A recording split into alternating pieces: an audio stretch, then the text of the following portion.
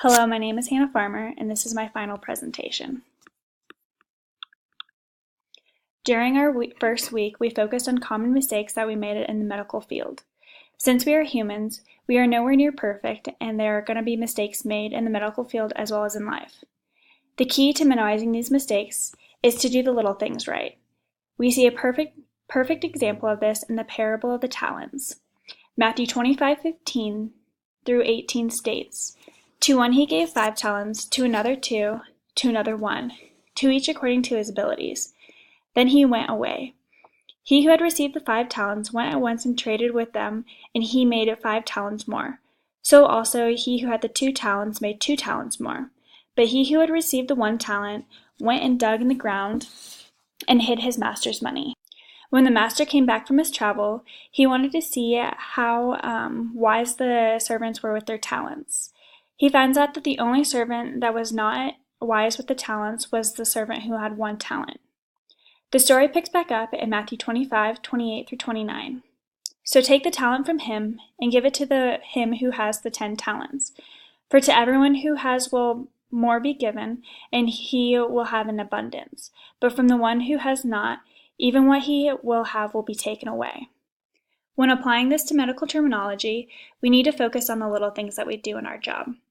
Since errors in diagnosis are the most common medical factors in malpractice, followed by improper performance procedures, delay in performance, and medical errors, according to the data from the 2013 edition of the PIAA Risk Management Review of Emergency Medicine, we can minimize these errors by focusing on the little things that we do. Ways to prevent these medical errors is to reduce reliance on memory, improve information access, use error-proof systems, standardizing in the workplace, and providing training on error identification and prevention. As we went into week 2, we focused on what we learned about ourselves. Throughout the past 21 years and the past 6 weeks that we've been taking this class, I have learned a lot about myself. Taking my experience from playing sports and being on a team into working together with the nurses on the floor, the front desk individuals, and the administrators to achieve the same goals. We see an example of this in Ecclesiastes 4:9. "Two are better than one because they have a good reward for their labor." I have also learned that a good employee and coworker is more than having top knowledge in your specific field. Yes, it is so important to have knowledge and skills of a nurse is extremely important. However, being truly vulnerable to those around you and connecting with the people on another level is important when working in the medical field. I have struggled in the past with opening up and being vulnerable with people, but as I go through different chapters in my life, I notice that the vulnerability and the connections that I do make is what allows me to grow. Building those connections with the people around me by showing them my heart and positive attitude behind the work I will do ultimately allows me to be a better nurse practitioner for my patients, coworkers, and employers. As we hit the halfway point in week 3, we put our skills to the test in doing a medical scenario. Integrity, honesty, and character are all moral principles that are important in our everyday life. When it came time to do this medical scenario, I loved being able to step into the shoes of a nurse on the floor. Practicing what I had learned about common medical errors and myself from week 1 and 2 gave me a foundation as to how I should handle a situation like this.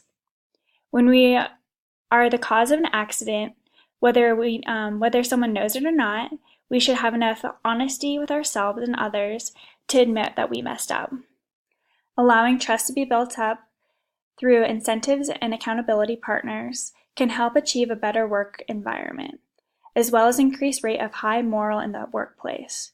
Taking honesty a step further, Dr. Kimberly Hall states, "Leaders must work together to reward, encourage, model, and display honesty at every level of a company structure." There are so many different ways and examples of a leader. So everyone in the workplace can develop leadership qualities that are helpful and beneficial to keeping the workplace a fun, honest, and productive environment. During week 4, we interviewed a professional in the medical field. I had the amazing opportunity of interviewing my great aunt Della, who is a gynecologist in Germany.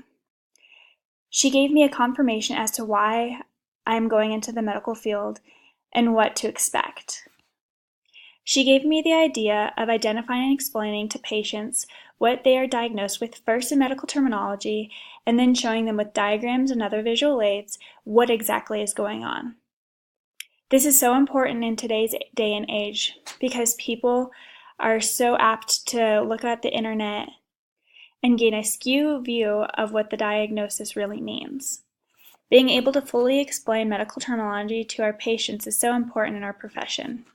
Another area that she allowed me to have confidence in my own medical provider, is that they must attend continuing studies and conferences in their specific field, ensuring they stay up to date with their new technologies, new techniques, and keep their minds fresh.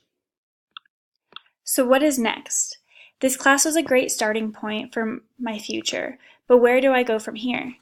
Taking my next step and finding what employers view as valuable is a good starting point. There are so many qualities employers are looking for in a good employee. Examples of different qualities are excellent communication skills, honesty, cheerful and positive attitude, strong work ethic, proactive approach, teamwork skills, flexibility, leadership skills, loyalty and dedication, and finally, professionalism. These are all qualities that employers are looking for, and the more of these qualities that you have, the more apt that the employers are going to hire you.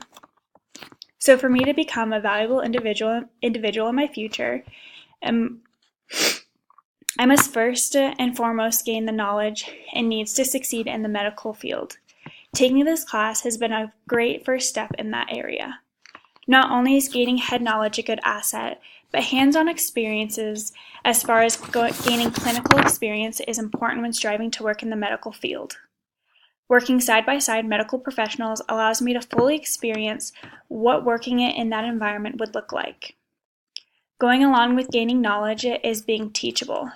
Surrounding myself with people who influence me positively and that I can learn from as well as give back to is highly important. Another step to take is to be a team player in everything I do. Looking for the benefits of others, the employers, as well as myself, can help to bring the best of everyone involved. The last step to becoming valuable is having a good work ethic and character that allows coworkers and employers to trust me. Trust will be built over time, but working hard and showing them my abilities to work hard is going to allow for that trust to be built faster.